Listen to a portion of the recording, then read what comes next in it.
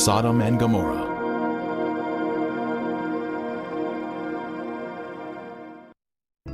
When the morning dawned, the angels urged Lot to hurry, saying, "Arise, take your wife and your 2 daughters, who are here, lest you be consumed in the punishment of the city."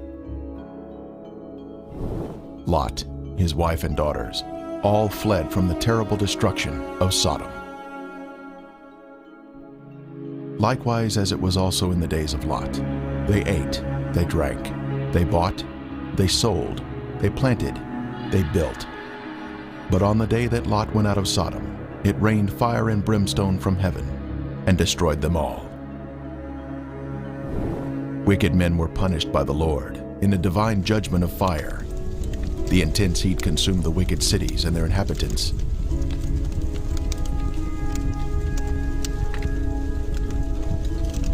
But Lot's wife looked back toward her beloved Sodom, violating the angel's command, and was thus turned into a pillar of salt.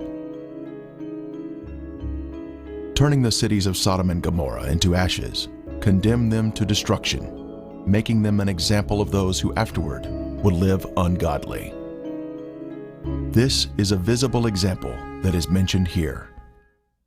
The Bible tells us the cities were in the plain of Jordan, which is the area surrounding the Dead Sea, and it was once a beautiful, lush area. At 1,300 feet below sea level, this is the lowest place on earth, a very hot and desolate region that was cursed by God because of the sins of the people. Sodom had pride, fullness of food, and abundance of idleness. Neither did she strengthen the hand of the poor and needy. And they were haughty and committed abominations before me. Flavius Josephus, the 1st century Jewish historian, tells us, "There are still the remainders of that divine fire, and the traces of the 5 cities are still to be seen." Popular thought has it that the cities were later covered by the waters of the Dead Sea, but if Josephus could see the cities in his day, then we should be able to view them also, as the water level has, if anything, receded since his time. And the border of the Canaanites was from Sidon as you go toward Gerar, as far as Gaza, then as you go toward Sodom, Gomorrah, Admah, and Zeboim, as far as Lasha. The biblical description tells us the cities were spread out, forming a line along the Canaanite border, not grouped together in one area, as some may think. Driving along the coastal highway of the Dead Sea in Israel, one can soon see peculiar formations that are of a lighter color than the surrounding terrain. These are the ashen cities, destroyed by the wrath of God. These cities were consumed by intense flames, a supernatural heat that was directed by the hand of God. Today there is ash that is of lighter color than the surrounding mountains and terrain. As mentioned in the Bible, this is a desolate area where nothing grows.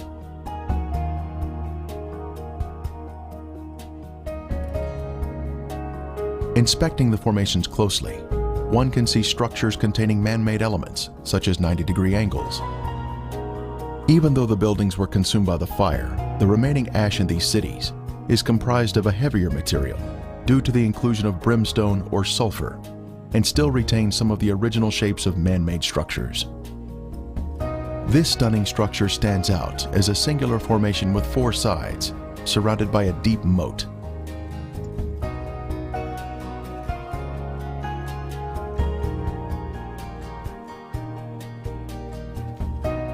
We move in closer to inspect the unusual features evident on the side of the formation.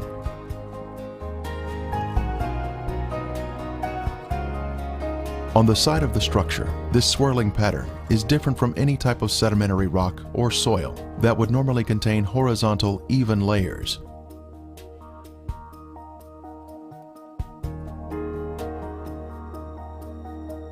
These swirling designs were also seen in other ashen formations in the cities. This is evidence of extreme heat, up to 6,000 degrees Fahrenheit, where thermal ionization occurs, when the electrons repel and attract, forming these unusual swirling designs.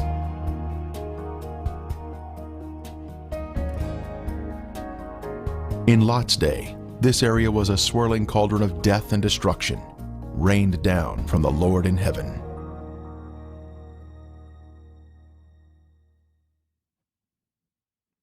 Strange anomalies can be seen here, such as these fragile layers of material which disintegrate when touched. The limestone buildings in the cities of Sodom and Gomorrah were totally transformed into ash by the consuming fire of the Lord. Evidence of this destruction is revealed in the white gypsum anomalies in the area, including unusual shapes of chalk-like material, which is not found in other parts of the country.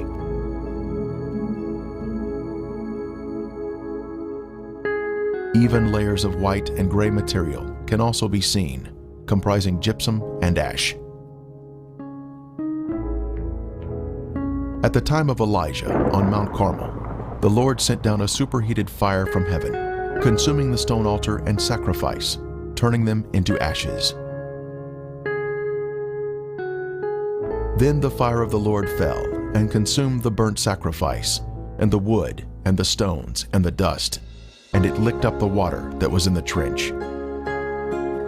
We are also told, "For the Lord your God is a consuming fire, a jealous God." When God unleashes a consuming fire, it will turn stone into ashes.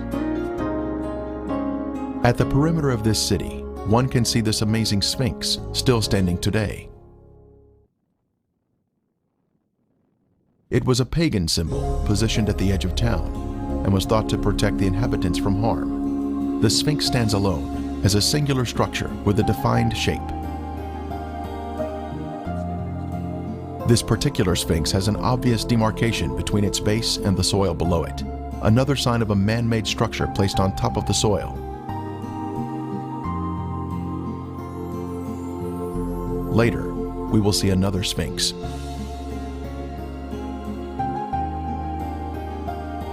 From a higher level, a large section of gypsum has fallen down here. It clearly exhibits the alternating layers of white ash that is calcium sulfate, gray ash that is calcium carbonate.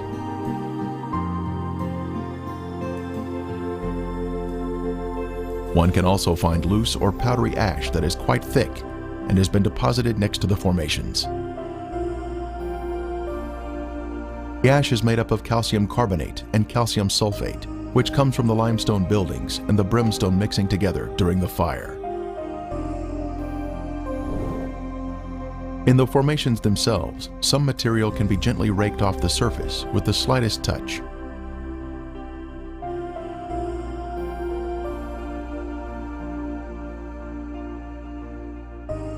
Looking down the city streets, one can notice man-made shapes which are not found in nature.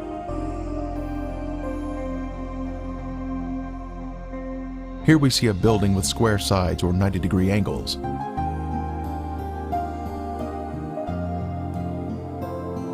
From the opposite side, we can see the same symmetrical structure and man-made angles.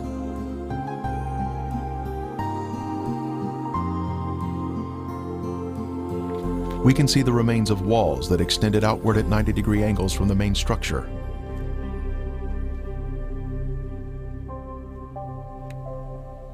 Once again, further evidence of man-made construction. Here we can see square windows that are visible in the walls of the structures, which give us a view of the past. Scanning the city for signs of prior habitation, we can see in the foreground a tower of cylindrical design, positioned at the edge of the city. The remains have suffered greatly during 3,500 years of wind and rain erosion. Even still, there is the appearance here of streets and man-made structures.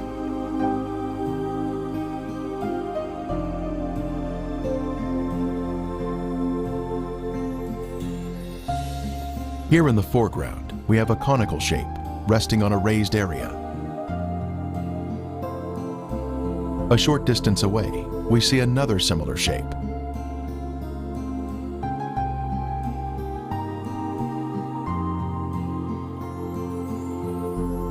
As we pan across the city, we can see in the distance an arched doorway that exhibits a symmetrical shape even to this day. The whole land is brimstone, salt and burning. It is not sown, nor does it bear, nor does any grass grow there. like the overthrow of Sodom and Gomorrah, Admah and Zeboim, which the Lord overthrew in his anger and his wrath. More anomalies are found in the cities. In this case, we have a large hardened clump of material that we broke open, revealing layers of previously heated material, including gypsum crystals created by the combination of limestone and sulfur. From the intense heat, various objects were melted in the cities. Here we have some material that was boiling on top, while the remainder of the substance pooled at the bottom, creating a solid base.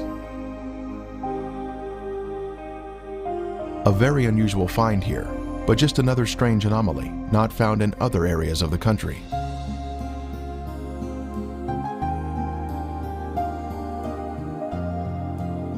Here is another example of some type of substance that was melted from the extreme heat that God rained down from above. Resting on the ground, we find an unusual layer of gypsum crystals. Underneath the crystals is a layer of white gypsum, then gray ash, all of which was created by the great conflagration of heat, which consumed these sinful cities along the Dead Sea.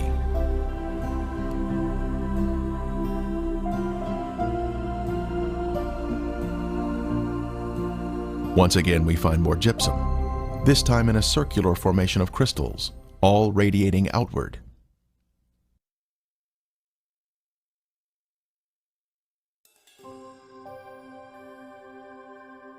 Then the Lord rained brimstone and fire on Sodom and Gomorrah, from the Lord out of the heavens. Brimstone. Our first sample was found here, having been washed down from a higher location. This is the heavenly marker left behind, which proves the sites to be the real Sodom and Gomorrah.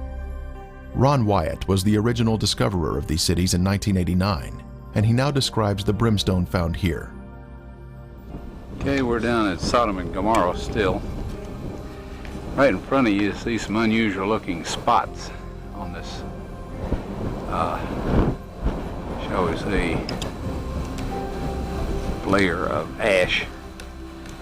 It's not stone, it's ash. Now we'll move in for a close-up of this. And you can see that they're kind of circular shaped places. Now what we have found, and we'll move in a little closer here, is that inside each of these is sulfur. That is in most of them. Now the ones that do not have sulfur in them, and this one we just took a bunch of sulfur out and put it in our specimen bag. But the ones that don't have sulfur have a very black center where they have, where it's been very hot. So now we'll move in on this one where there is some sulfur still present, and back off just enough so you can see what we're up to here, and we'll go collect that sample in a bag.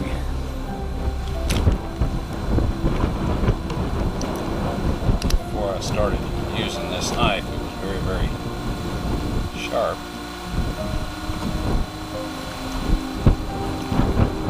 Okay, here this is, and we have collected some more, and it smells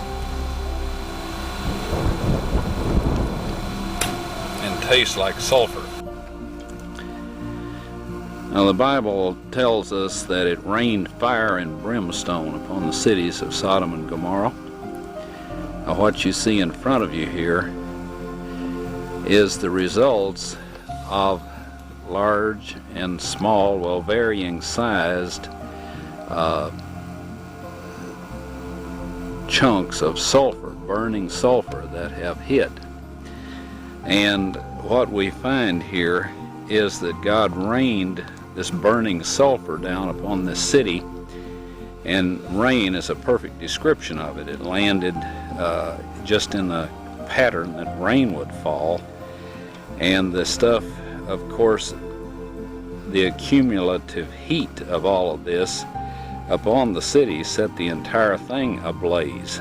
The flash point of every material there, metal, stone, of course the people, and everything burned, and this sulfur continued to burn, and it vitrified the material around it. After it had burned it all up, sealed itself off from the oxygen, and then of course smothered itself out. And in each of these little crystalline capsules here is a varying size chunk of sulfur, and there are millions of these in these ashes that we have here. Now some of them we have cracked open so you can see the sulfur inside, and others we have left intact, but there are millions of these here. So this shows that God indeed rained fire and brimstone upon these cities. And if you look in your dictionary under brimstone, you'll find that it is sulfur. A piece of the brimstone from the cities was lit at night, and soon there was a beautiful blue flame produced by the burning sulfur. A very strong aroma of sulfur filled the air, and was overpowering if one directly breathes the fumes.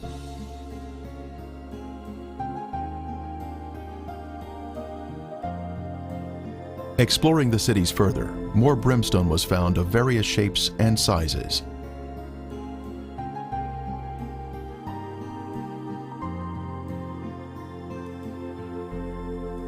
Several samples had been washed down to areas below and were added to our growing collection.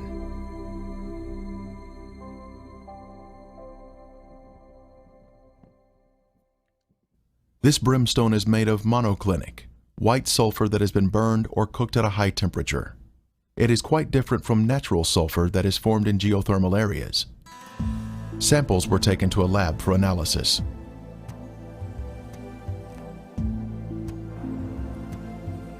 Each specimen was carefully separated and prepared for testing, with the outer portion cast aside.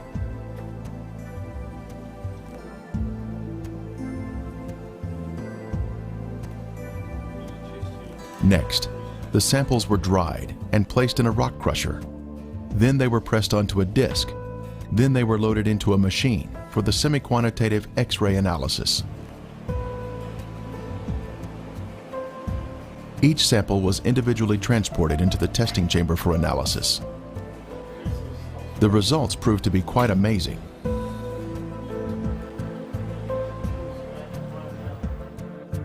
As the samples were found to be 98% pure sulfur, unlike any other sulfur found on Earth. This pure, cooked sulfur is the heavenly marker that was left behind to show the world that the Lord, without a doubt, destroyed these sinful cities at His command. Critics have said that the sulfur is from volcanic activity, but that type of rhombic sulfur is only 40% sulfur and is of a crystalline form, unlike the white, compacted monoclinic form that is found in the ashen cities today. Here is a round piece of brimstone embedded in a section of ash.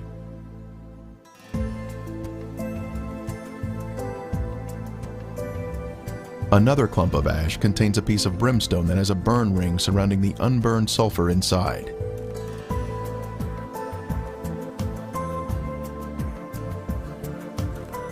This mound of material has a lid that easily comes off, revealing the round nugget of brimstone inside.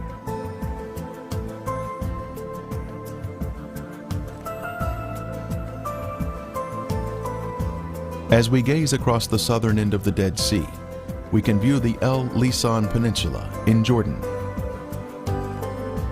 Apparently, the city of Gomorrah extended over to this peninsula in the days of Lot.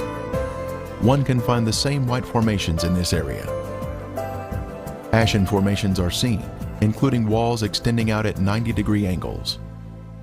We can also see clumps of gypsum scattered on the ground, like this one here. Brimstone is also found in this area. Incredibly, a Byzantine-era church was constructed here, as noted on this sign, built here because the area was known for its biblical significance.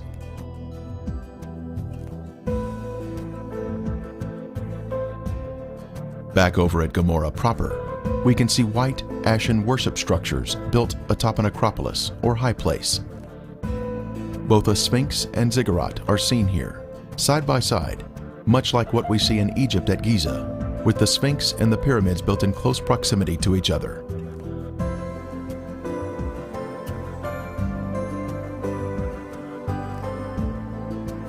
While inspecting Gomorrah, other visitors arrived to view the unusual formations.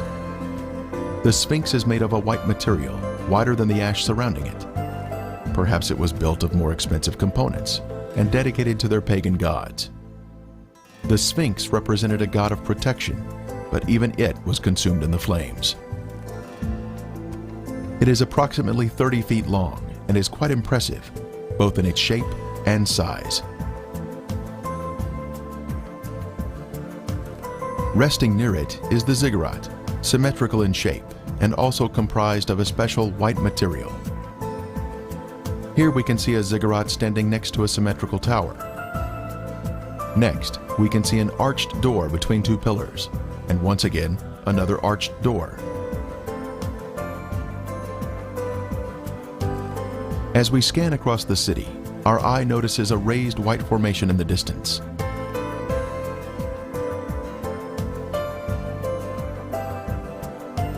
As we near the formation, we can see it is in the shape of a ziggurat. It turns out there are actually two ziggurats on this raised acropolis.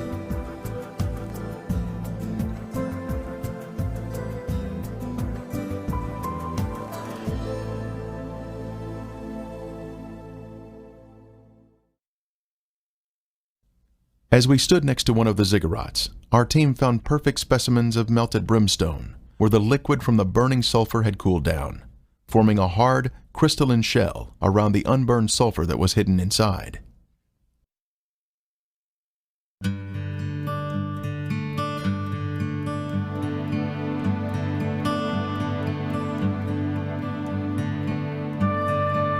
On the outside of the ziggurat, we spotted a piece of brimstone fused into the side of the formation.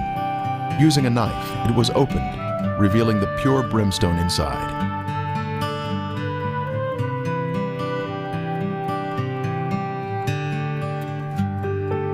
Resting on a ledge of the ziggurat, we see another sample of brimstone that was opened with a knife, once again revealing the pure sulfur inside.